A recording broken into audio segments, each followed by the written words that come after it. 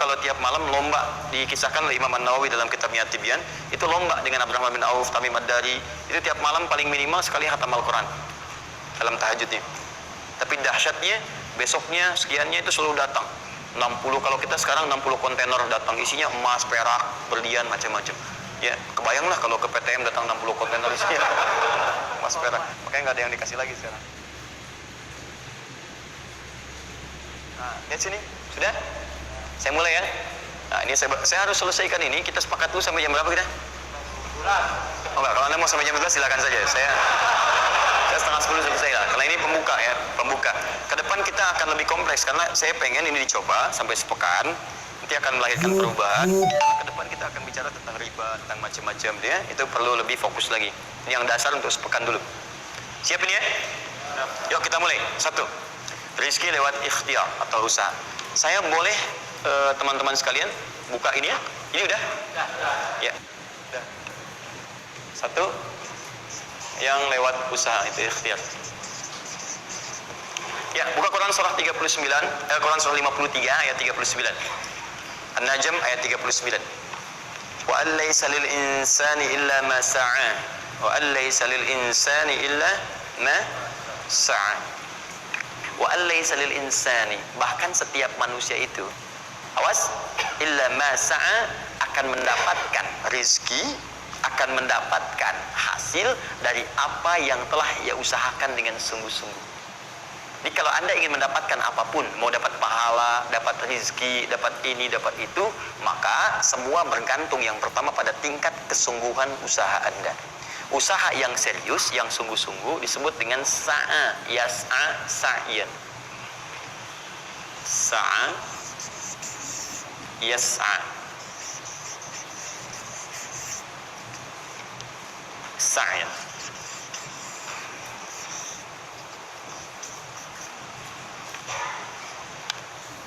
Ini sa'a, yas'a, sa'yan tidak disebutkan dalam bahasa Arab kecuali menunjuk satu usaha yang sangat serius, sungguh-sungguh.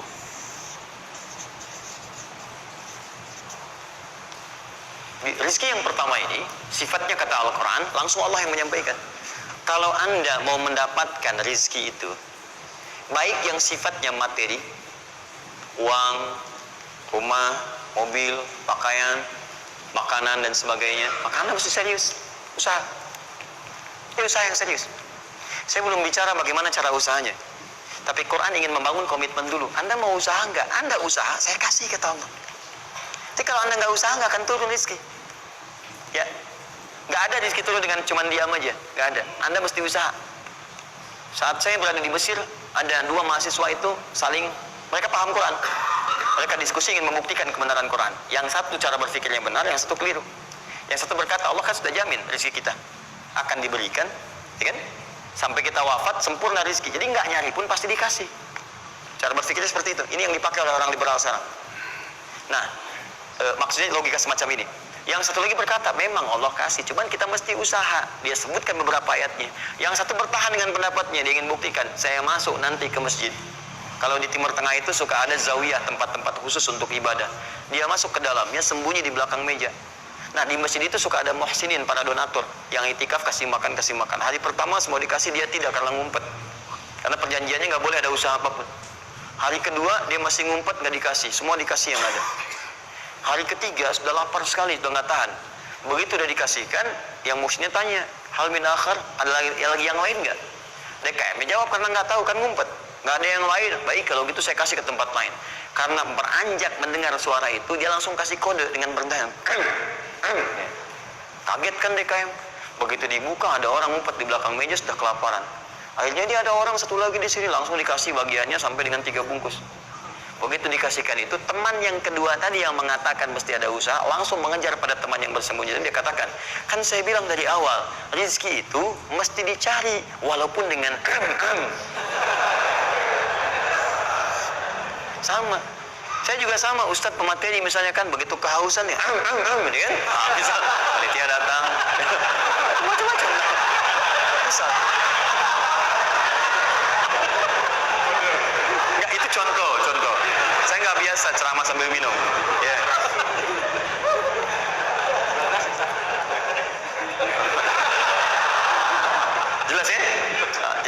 prinsip yang pertama, kita harus punya komitmen yang kuat dengan Allah. Kata Allah, kerja ya kerja. Kata Allah, usaha ya usaha, jangan diam. Di usaha itu sepanjang keluar yang disebut usaha dari dalam tubuh kita, kaki melangkah, tangan bergerak gitu kan, kemudian mulut berbicara, bersuara, atau telunjuk menunjuk aja, ada usaha, rezeki turun. Apa butuh pembuktian lagi? Tuh lihat di beberapa belokan-belokan tuh, cuman orang begini aja, prit, 1000, makasih pak, 2000, makasih bos, ya kan, 5000, paman. Oh,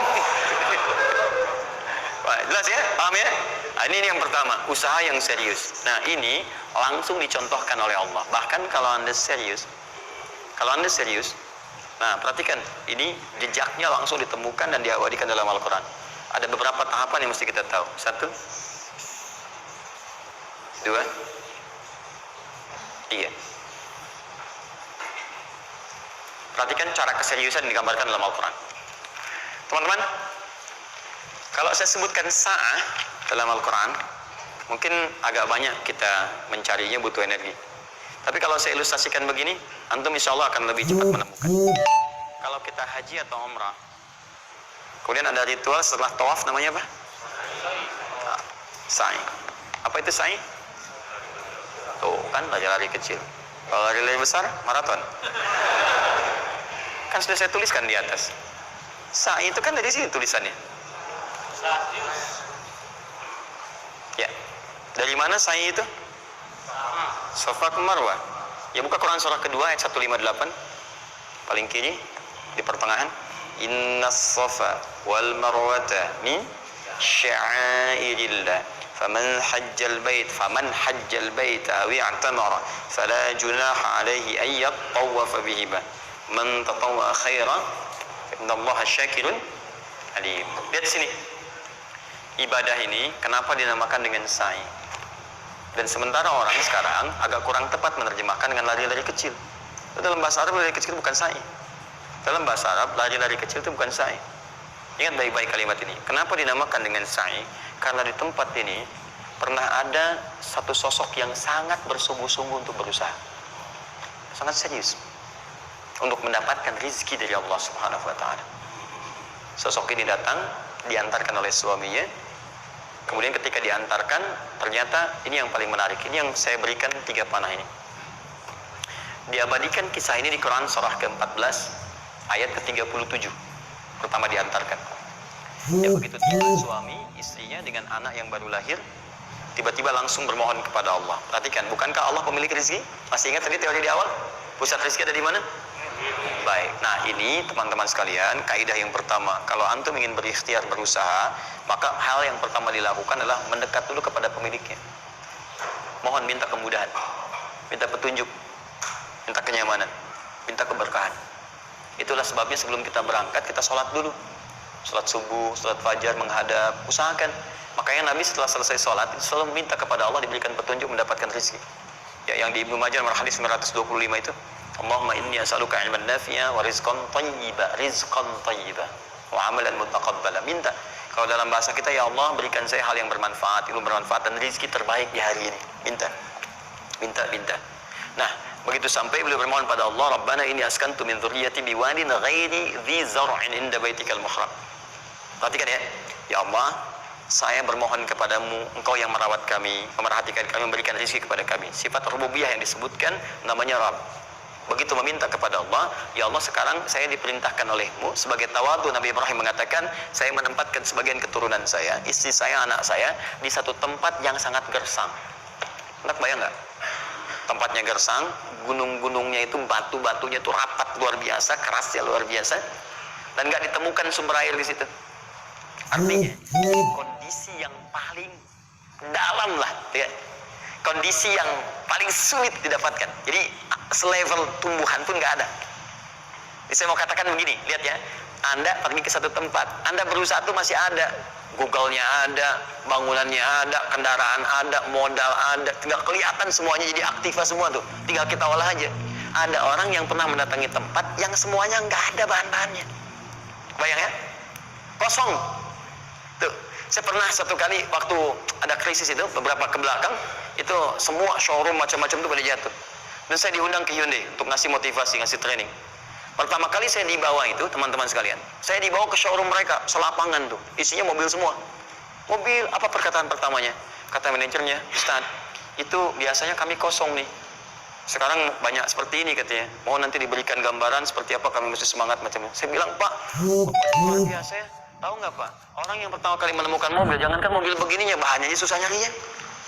Masuk kemudian ke showroom aja nggak ada, di belakang rumahnya cuma otak-atik cari bahan macam-macam, jadi yang sederhana. Ya dari situ aja jadi mobil. Bapak sekarang udah ada mobilnya, tinggal dipasarin aja. Nah sekarang banyak orang banyak mengeluh. Nabi Ibrahim dulu cuma bawa istrinya ke tempat yang gersang luar biasa, nggak ada potensi apa-apa, materinya kosong, itu gersang, tumbuhan nggak tumbuh. Apa yang terjadi? Begitu sampai di situ, satu kalimat ketika meninggalkan Ibrahim istrinya Sayyidah Hajar dengan anaknya Ismail alaihissalam, maka pertanyaan pertama dalam satu riwayat, ahadza min amrillah, apakah semua ini ketetapan Allah? Maka dijawab bala. Perhatikan prinsipnya, selama ini ketetapan Allah, maka Allah tidak akan menyia-nyiakan saya. Dan rizki telah Allah tetapkan kepada kita, maka Allah tidak akan pernah menyia-nyiakan kita. Paham ya?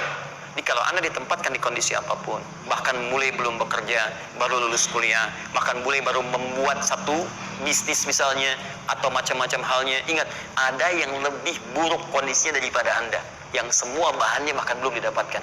Dan dia yakin dengan Allah. Sepanjang Anda punya Allah, maka semua akan mudah bagi Anda. Ini prinsip yang pertama. Jelas ya? Nah, kalau sudah paham sampai sini, belum berhenti karena ada komitmen untuk usaha. Apa usahanya? Maka Ismail menangis satu saat, dan Allah tetapkan tidak keluar dari ibunya. Begitu tidak keluar, nah anak ini kan pasti bergejolak. Tangan bergerak, kaki bergerak, disimpan di bawah. Saat bergerak itu kakinya menghunjam ke tanah, tangan bergerak, nggak keluar apapun. Ibunya ini yang menempuh usaha yang sangat serius untuk mencari. Dia tahu kalau cuma diam nggak akan datang. Maka ibunya menerapkan satu ketentuan pertama yang nanti diabadikan dalam Al-Quran, yaitu teori rizki dengan ikhtiar, mencari cara yang serius. Nah, cuma apa yang akan kita keluarkan saat ini terlepas dari usaha apapun yang Anda kerjakan saat ini. Tapi teori dasarnya adalah ketika Anda menempuh usaha yang serius ini, ada beberapa tahapan yang mesti Anda lalui. Persoalannya, waktu saya sudah habis 9:30. Nah, saya mau minta sedikit aja, boleh nggak saya tambah 5-10 menit? Nah, satu, saya agak cepat ya, Satu. Ya. Yang pertama beliau lakukan, beliau kemudian mencari itu dengan semangat, naik ke satu bukit. Bukit apa namanya? Kapan bukit itu dinamai dengan Sofa? Ini persoalannya. Belakangan kan? Belakangan, setelah itu bukit Sofa. Dari mana munculnya Sofa? Sofa itu kan kalau kita gali dari akar katanya, ya berasal dari kata tasfiyah. Ya, Sofa, yasfi, sofyan, wa tasfiyatan, wa sofian. Wasufyanan, kalau pakai sin Sufyan, kalau pakai sod Sufyanan, Sofiyun.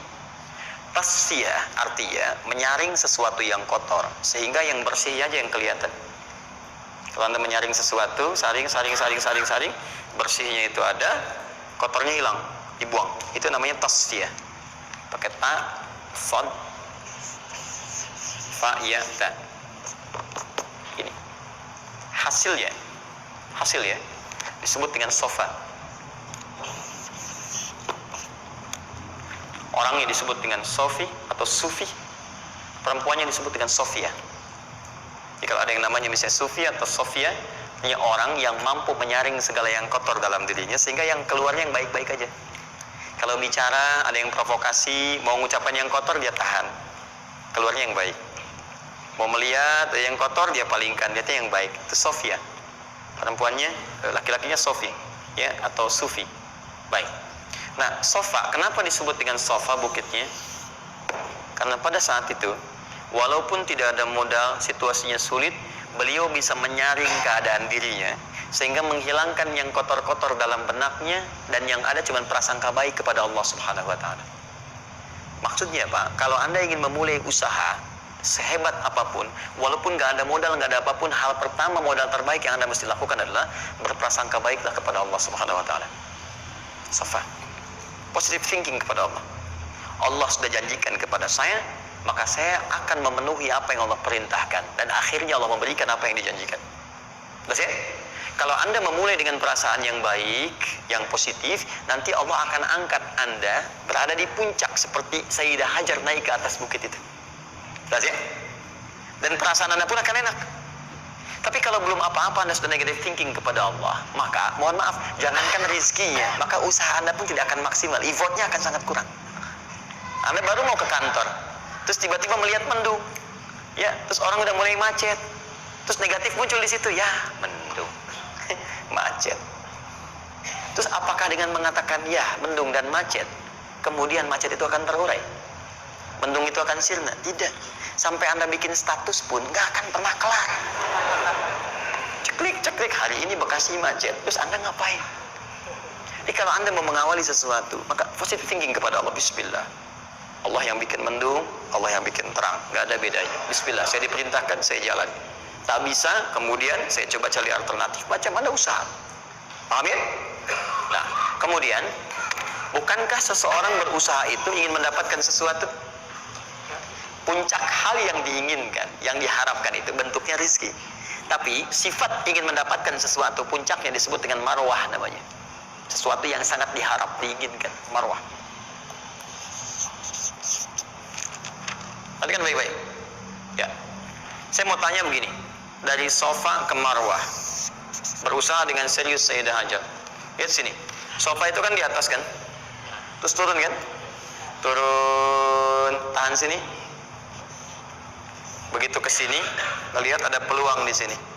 Terlihat seperti ada oase. Maka dipercepat jalannya. Makanya di sini sekarang ada tanda lampu hijau. Ya, begitu nyampe sini untuk laki-laki lari-lari kecil. Perempuan jalan cepat. Ini karena ibadah yang disebut dengan sa'i sering diartikan dengan lari-lari kecil.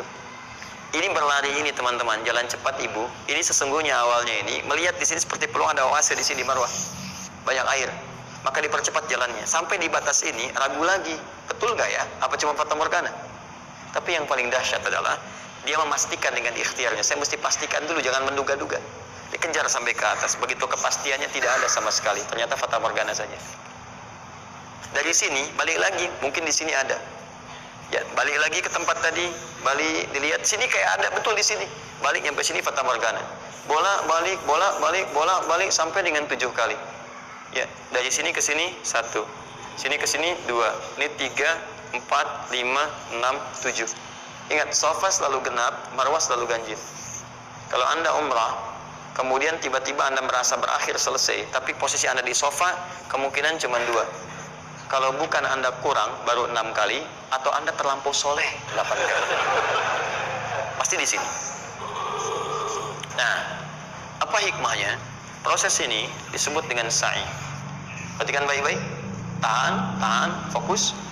Ketika Anda berusaha teman-teman, maka mulailah dengan berpositive thinking kepada Allah. Tapi ingat, usaha Anda tidak akan selamanya ada di atas. Mungkin sesaat akan turun. Kan? Mungkin Anda ada di puncak. Mungkin sesaat Anda turun. Mungkin kadang ada di puncak, kadang stabil aja. Tapi kalau Anda melihat peluang, cepat kejar selama peluang itu baik. Itulah yang dimaksud dengan kompetisi yang sehat. Ada dapatkan kejar, ada tender, ikut tender dengan cara yang baik, cara yang normal, ikut. Kalaupun bukan rezeki Anda, nggak ada masalah. Dan jangan pernah macam-macam lah. Saya dah ajar kan nggak pernah nyogok sama malaikat.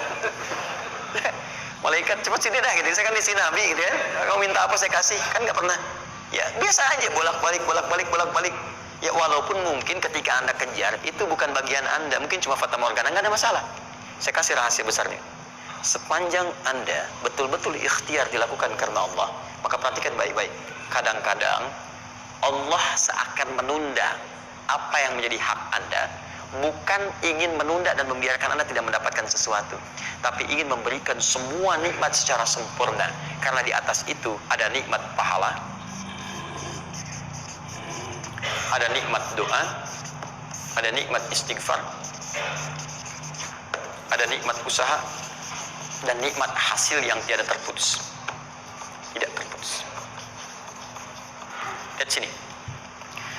Kalau antum sehari berusaha nggak dapat apa-apa, memang mohon maaf hasilnya belum dapat diraih, belum dilihat. Tapi bukankah pada saat itu doa antum akan bertambah? Bukankah malamnya salatnya nambah? Tahajud? Bukankah di situ kadang-kadang kita istighfar, ya Allah, Teman-teman, bukankah istighfar menggugurkan dosa? Bukankah berdoa menambah harapan, mengakumulasikan sesuatu? Bukankah tahajud menambah pahala lagi? Kadang-kadang yang diinginkan oleh Allah pertama kali bukan dunia dulu. Ketika Allah mencintai seorang hamba, dia akan berikan pahala akhirat dulu. Karena dunia itu sifatnya sementara. Hei fulan, kamu kemana aja? Kemarin kamu jauh dari saya, baru sekarang kamu pikir dekat dengan saya. Saya nggak pengen kasih dunia dulu. Dunia itu kecil. Kalaupun di seekor sayap samuk sebelahnya, sebelah sayap nyamuk ada dunia itu ada nilainya. Saya kasih buat kamu deh, nggak ada nilainya. Ya, karena itu saya ingin kamu akhirat sempurna dulu. Saya ampuni dulu dosa-dosa kamu yang kemarin. Begitu sudah diampuni, hari kedua istighfar lagi diampuni, saya kasih pahala yang banyak. Begitu pahala udah dapat, dosa udah diampuni, baru dunia diakumulasikan. Karena hukum dunia itu, kalau antum usaha akan terus diberikan. Jadi nggak ada yang nggak dikasih. Jadi kalau antum sehari bekerja ini, kelihatannya nggak dapat apa-apa. Bukan nggak dapat apa-apa, disimpan untuk diakumulasikan. Nanti dosa antum tuh udah hilang, amalan udah banyak, antum dapat banyak. Kadang-kadang nggak sadar kalau saat dapat banyak itu sebetulnya itu hasil usaha antum sebelumnya. Teorinya begitu. Ya, jadi nggak ada yang nggak dapat apa-apa, semua akan dinilai. Sepanjang antum bergerak dikasih, dan antum buktinya hidup juga. Sampai ke hari itu kan masih hidup, bisa makan juga di hari itu, bisa beraktivitas juga, sehat juga dan sebagainya. Belum dapat apa. Makanya kata Nabi, yang hari itu ada makanan, dia orang kaya sebetulnya. Kalau besok masih ada lagi, kaya banget. Antum sampai sebulan masih ada cadangan. Ini kenapa kita mesti berkeluh kesah? Dan belum tentu hidup juga sampai besok. Yang tuh mau ngumpulin apa? Nah, maka prinsip yang terbaik adalah ketika antum berikhtiar, ikhtiar usaha yang maksimal. Tapi jangan khawatir kalau antum kerja sehari nggak dapat, 2 hari belum ada usaha. Jangan khawatir teman-teman sekalian. Rumus yang mengatakan semua ketika badan bergerak maka rezeki dituliskan untuk keluar. Tapi kadang-kadang ada yang Allah inginkan lebih besar dari apa yang Anda harapkan. Apa yang Allah harapkan ikutkan ke situ, maka Anda akan mendapatkan akumulasi bagiannya. Itu yang dilakukan oleh Sayyidah Hajar. Begitu beliau kemudian naik ke Marwah nggak dapat, naik ke Safa nggak dapat. Apa pernah tertuliskan dalam riwayat sedikit aja Sayyidah Hajar mengeluh? Tunjukkan kepada saya kitab mana yang pernah menunjukkan riwayat ketika bolak-balik itu kemudian Sayyidah Hajar berkata, ya Allah, saya kan istri Nabi, saya kesini memenuhi perintahmu ya Allah, ini udah capek kenapa belum turun juga? Pernah nggak? Kedua, ketiga, keempat, kelima sampai ke yang ketujuh. Begitu sampai di Marwah baru kemudian diakumulasikanlah itu. Apa yang terjadi? Ibunya yang usaha bolak-balik. Akhirnya keluar dari mana? Anaknya, kakinya kemudian menghentak lagi. Tiba-tiba keluar air dari situ. Pertanyaan saya, ibu yang lebih tahu di belakang. Kan kalau anak itu sedang haus, pasti tangan kakinya bergerak kan? Kenapa saat pertama disimpan bergerak, airnya keluar? Sudah 7 kali bolak-balik, baru air keluar. Silakan lihat riwayatnya. Pada hentakan itu, ketika 7 kali ibunya bolak-balik, malaikat mengepakkan sayapnya. Itu yang menghantam air dan keluar air. Malaikat yang ditugaskan Allah memberikan rezeki namanya Mikail. Itu ada di Quran surah kedua ayat ke-98. Ya, man kana aduwwan lillahi wa malaikati wa rusuli wa jibril wa mikail. Mikail. Di antara tugas Mikail oleh Allah ditugaskan untuk memberikan rezeki. Yang paling menarik, perhatikan baik-baik. Begitu airnya keluar, ibunya sedang di Marwah, sedang berdoa nih. Makanya kalau Syafi'i di sofa ngadep ke kiblat berdoa dulu, ke Marwah ngadep ke kiblat berdoa dulu. Begitu sedang berdoa nyampe ke Marwah yang ketujuh, anaknya lebih kencang menangisnya. Ibunya mendengar suara nggak biasa, dikejar ke sini. Begitu kejar ada air. Apa kata ibunya? Lihat kalimatnya. Zam, zam, zam, zam. Ibunya tidak mengatakan ijma, tapi zam, zam, zam, zam. Zam itu artinya kumpul jangan berhenti, kumpul jangan berhenti, kumpul jangan berhenti. Sampai sekarang air itu tidak pernah berhenti. Perhatikan bagaimana akumulasi pekerjaan seorang ibu yang sangat serius menghasilkan rezeki bukan hanya untuk dirinya, untuk anaknya, cucunya, cicitnya, dan berganti generasi sampai kita sekarang. Kita aja ke zaman Nabi Muhammad, itu teman-teman sudah lewat 15 abad.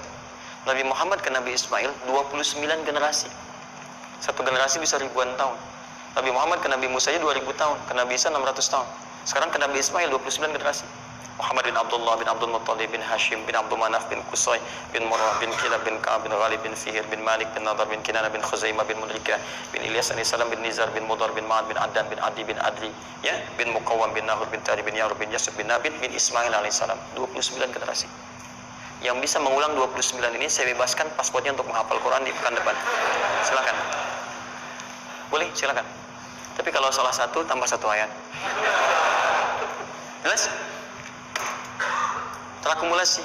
Maka boleh jadi kita berusaha bekerja, sehari belum dapat, 2 hari dagang belum dapat, tenang. Begitu antum 3 hari, tiba-tiba dagangan diborong habis. Itu sebetulnya usaha antum yang sebelumnya, tapi antum dapat bonus ampunan dosa, pahala, macam-macam. Maka jangan mengeluh. Dan jangan pernah antum sekali-kali, awas ya, awas, mengeluarkan kata-kata yang seakan-akan Allah menghentikan rezeki antum. Maka disitulah kesulitan paling sulit akan antum awali. Ya Allah, apa engkau nggak sayang dengan saya? Saya perlu usaha apa lagi? Kenapa belum diberikan juga? Dan sebagainya. Itu kadang-kadang membuat seseorang kalau sudah kehilangan arah seperti itu sampai meninggalkan agamanya. Itu yang paling fatal. Paham ya? Keluarkan. Tidak usah mikir, tidak usah macam-macam. Dah, 2,5% keluarkan. Itu 2,5% itu paling minimal. Kalau mau 5% keluarkan. Ingat rumusnya, kenapa disebut zakat? Di antara makna zakat itu adalah